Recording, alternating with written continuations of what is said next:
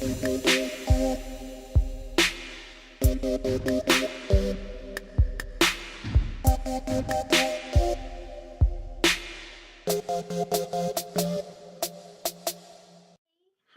hello internet. Welcome back to my channel. I just want to do like a quick little paranormal video talking about, I guess, astral projecting and guardians or spirits following you around. I'm having a hard time thinking about how exactly I want to categorize this video, but I am going to talk about like two related things, I guess. You'll just have to see. I guess I should preface this by saying my beliefs in certain things. So as I've mentioned before, I'm agnostic. I tend to have like atheist phases, or like in certain areas I lean a little towards the atheist side, but since I've gotten back into witchcraft, I wouldn't say I don't really identify as an atheist anymore because my perspective has changed. I'm still very much in the agnostic camp. So when it comes to things like the concepts of like angels and demons, like I don't really believe in that, to be honest. I don't believe in like a Christian idea of an angel or a demon. I believe in spirits, definitely. Do I believe in positive spirits? Yes. Do I believe in positive spirits that perhaps function as guardians or have some other sort of purpose that ties them to people?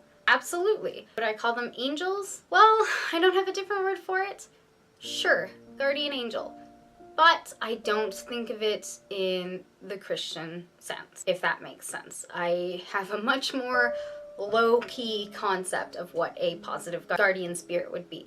Alternatively, do I believe in demons? Not really, not in the like supernatural TV series or the like Christian way. Like that's just, I don't believe in such extremes, I guess. But do I think there are bad, negative, and dangerous, harmful spirits out there?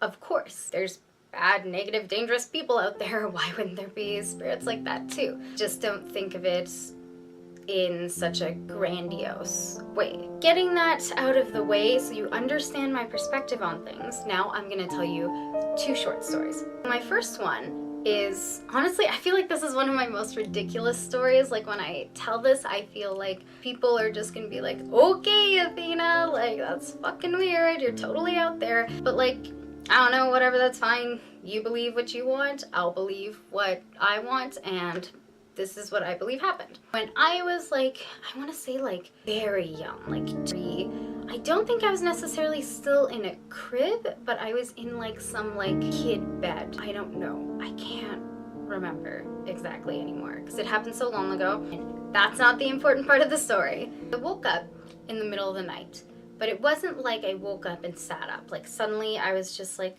aware, and I was like leaving my like bed crib thing. I was going out of my room and I went into my grandmother's room even though the door was closed. Like I don't remember walking. Pretty young, so I feel like it would have been difficult for me to get out of bed by myself and like reach the doorknob and stuff. I was a very, very tiny toddler. But I was like in my grandmother's room, and I remember I was like up looking down, and I saw that my grandmother, she was asleep. Like she wouldn't remember this. She wasn't conscious of it, but I saw it happening where she was sitting and she was talking to someone. And the someone that I saw, I feel like this is how my like little brain that had been exposed to a lot of like Christian mythology, like angels, would like process this. But I basically saw like a woman like covered in white light, wearing like white robes and like kind of glowing like gold, like light emanating off of her, talking to my grandmother. And I can't remember everything that she said. I remember that she said that I was special and that my grandmother needed to take care of me and protect me, and that it was very important for her to do that. And then my grandmother was just saying like, yes, of course, okay, whatever. And then all of a sudden I couldn't really hear them anymore, and I was getting like pulled back. Like it felt like I was getting pulled back, but also I was getting pulled away from the room, and it was like that situation had just been put on mute, and it was still going on, but I couldn't like hear anymore. And there was like a voice like in my head telling me, "It's okay, Athena, everything's fine, go back to bed." And I remember like floating out of the room and floating back down and being in bed. And then I can't remember if I like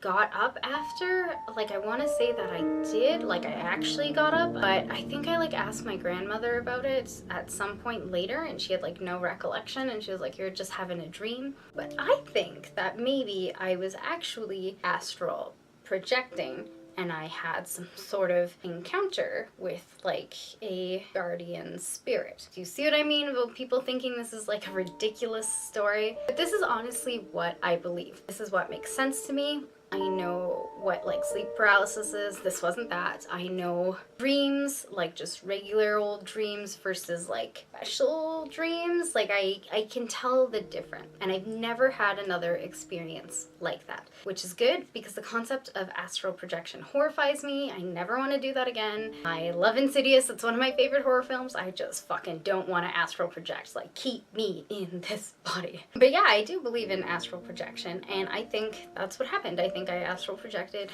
one time, and I was just, for whatever reason, like privy to see this like conversation. And then the same spirit that was talking to my grandmother was also the one who spoke to me and like helped me get back to bed. So last quick story, since my camera battery is about to die. So my last story, basically I knew this like not good person, one of my mom's like ex-boyfriends. He was a really, really bad person, and he told me once that he saw this psychic or someone. I don't know if he saw this psychic intentionally, if he saw her with my mom, or if someone just told him this, but he said that the spirits of 3 angry women, 3 very negative spirits taking the form of angry women, followed him everywhere that he went because he was a bad person, and that he would be punished later and he would never be able to escape them. And he believed it. He like totally 100% believed it, and he was like, "Yeah, this is true. I'm a bad person. I'm gonna get punished." And I just thought it was so scary, and the total opposite of my experience. If I have like a positive guardian that is protecting me, which because of various circumstances in my life, I'm willing to believe that, he has like negative guardians that are guarding him from escape and will find him and punish him later. Like, that's just such a scary concept, but I don't think that's something that's gonna like happen to people who don't deserve it. I struggle to believe in something like karma. I mean, the witchy side of me does, the atheist leaning side of me doesn't, but I do believe that he would deserve that, and I think he was telling the truth, and there's a lot of like negative energy around him, and I don't know whether or not it's true. I wasn't there when it was told to him, but it's just such an interesting concept that there's different kinds of guarding spirits out there. So that is it for this video. My camera is gonna die. I'm running out of camera space, so I gotta wrap this shit up. Thank you so much for watching. Definitely give me a thumbs up if you like this kind of weird like paranormal story. Don't forget to leave a comment. I love to hear your feedback. I love to hear about your experiences and whether or not like you believe in this kind of thing. Did I already say subscribe? Subscribe. Finger guns. Thank you for watching. Bye.